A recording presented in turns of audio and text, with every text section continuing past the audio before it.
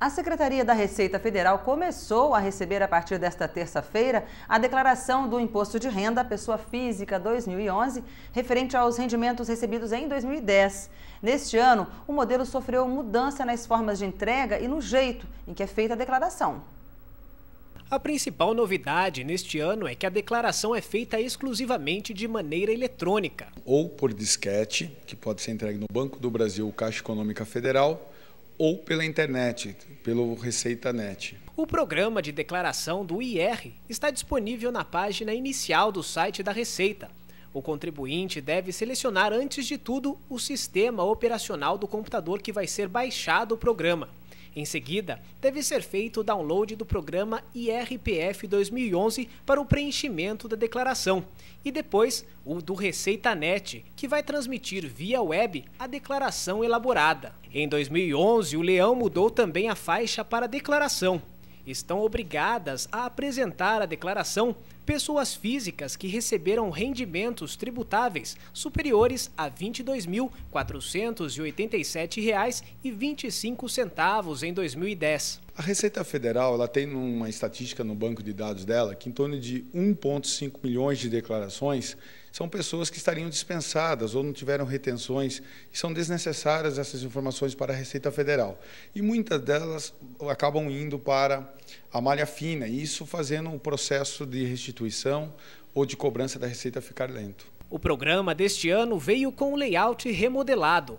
No site da Receita é possível acompanhar também o processo de envio da declaração até a restituição.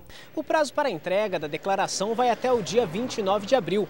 Após este prazo, o contribuinte paga a multa mínima de R$ 165,74. A expectativa da Receita é de receber 24 milhões de declarações em 2011. A partir deste ano, a declaração de saída definitiva do país não precisará ser feita em separado. Ela vem junto das outras formas de declaração. Outra novidade do IR 2011 é o reconhecimento de uniões estáveis de casais homossexuais. O sistema ele não faz distinção por sexo. O que o sistema reconhece é a união estável há mais de 5 anos. Uma dica, então, fica que a pessoa consiga provar que ela tem uma união estável com mais de 5 anos com essa pessoa, caso a Receita Federal venha pedir a justificativa. O programa também gera, ao final do processo, uma segunda via do recibo de entrega da declaração. As instituições financeiras, imobiliárias, solicitam uma cópia da declaração de imposto de renda, bem como os recibos. E nesse momento, quando o contribuinte entrega, ele vai o número do recibo de entrega. E com esse número de recibo, é possível criar um código de acesso para o Centro Virtual de Atendimento da Receita. E isso, o contribuinte ficaria muito exposto. Então, a Receita criou uma forma de um recibo onde prova a entrega, mas não tem o número de recibo. Assim, desta forma, não tem como gerar o código de acesso. A Receita Federal lembra que os contribuintes podem optar pelos modelos simplificado ou completo de declaração. Na regra simplificada, o desconto continua de 20% na renda tributável, no limite máximo de R$ 13.317,09. O desconto substitui todas as deduções legais da declaração completa. Nas despesas com educação, o limite individual de dedução é de R$ 2.830,84. Para as despesas médicas, as deduções não mudaram, mas o fisco será mais rigoroso em alguns pontos. As despesas médicas não existiram nenhum tipo de mudança na dedução. Elas são ilimitadas, desde que o contribuinte tenha os recibos e os documentos para comprovar o efetivo pagamento ou efetivo tratamento. Lembrando que esse ano tem uma novidade quanto às empresas de clínicas médicas, hospitais e planos de saúde, que deverão entregar agora no mês de março de 2011 uma declaração chamada de MED, a qual a Receita Federal utilizará para o cruzamento de informação da pessoa física. E ela promete apertar o cerco aí nas pessoas que, infelizmente, colocam deduções que não são suportadas por documentos.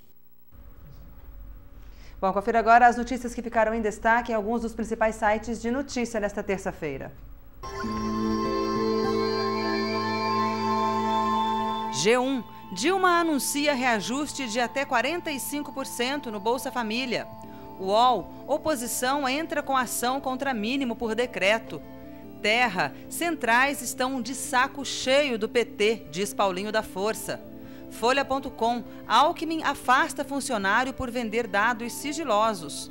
JB Online, oposição questiona no Supremo reajuste do mínimo por decreto. Estadão, Estados Unidos, exclusão aérea exigiria operação militar. A presidente Dilma Rousseff assinou nesta terça-feira, no município de Irecê, na Bahia, um decreto que reajustou em até 45% os benefícios pagos a famílias pobres pelo programa Bolsa Família. O reajuste entra em vigor em abril e ampliará em mais de R$ 2 bilhões a despesa com o programa. Com a correção anunciada por Dilma, o menor valor pago pelo programa passa de R$ 22 para R$ 32 e o maior de R$ 200 para R$ 242. Com isso, o valor médio recebido pelas famílias inscritas passa de R$ 96 para R$ 115. A presidente afirmou ainda que o reajuste da Bolsa Família foi o primeiro passo do programa de erradicação da miséria, anunciado por ela no início do ano. Bom, e o Hemonúcleo de Bragança Paulista está com estoque abaixo do esperado e com a aproximação do Carnaval a situação é preocupante. O repórter Felipe Oliveira esteve com a responsável pelo banco de sangue. Tem mais detalhes para a gente, Felipe? É isso mesmo, Sara. Os estoques do Hemonúcleo aqui de Bragança Paulista estão um pouco abaixo do esperado. Eu converso agora com a doutora Luana Heckler, que é uma das responsáveis pelo Hemonúcleo. Doutora, acho que é importante, principalmente nessa época que vem antes do Carnaval, as pessoas fazerem a doação, né? Sim, nós queremos sensibilizar a população para a importância, principalmente nessa época do Carnaval, que a gente sabe que apesar de muitas campanhas, a população se prevenir de acidentes, essas coisas acontecem muito mais, períodos de chuva, período de férias, de festas. Então os estoques eles vão ser muito mais utilizados e nós estamos tendo uma baixa já antes do Carnaval começar. A gente até conversava antes, a senhora já me disse que mesmo na semana passada e nessa semana já está utilizando bastante do banco de sangue, né? Sim, tem sido usado bastante sangue desde as 2 semanas atrás e nas 2 últimas semanas, infelizmente, tivemos muito poucos doadores. Para fazer as doações, o que a pessoa deve fazer? Bom, preciso ter pelo menos 18 anos de idade, acima de 50 quilos, tem que trazer um documento oficial com foto, de preferência atualizado, tem que estar descansado, evitar bebidas alcoólicas no dia anterior, ter se alimentado, mas uma alimentação leve, se tiver almoçado, esperar mais ou menos umas 4 horas para fazer a doação, não estar com febre, com gripe, diarreia, estar tomando medicamentos controlados, esses são os requisitos básicos para a doação de sangue. Quando a pessoa chega no Hemonúcleo, ela passa por uma entrevista para saber se pode ser doadora ou não. Sim, ela passa pela triagem, né? Vai ser colhido um examinho de sangue, rapidinho para ver sobre a anemia, medidas de pressão e peso do paciente, além da temperatura. A pessoa recupera esse sangue perdido, doado, rapidamente, né? Sim, a gente recomenda após a doação sempre estar bebendo bastante líquidos, né? Não fazer esforços no dia, mas a recuperação é plena, é tranquila, não leva nenhum dano ao doador. Por isso a gente até pede para o intervalo entre uma doação e outra seja pelo menos 3 meses para mulheres, para homens e 4 meses para mulheres. Então, a gente abre das 8 e fecha às 4 horas da tarde. Tá certo, obrigado pelas informações. Volto com você, Sara. Bom, e depois do intervalo, prorrogadas as inscrições para a Corte da Festa do Peão de Bragança Paulista. E a gente fala ainda sobre as atividades físicas para a terceira idade neste ano de 2011. Em instantes, até já!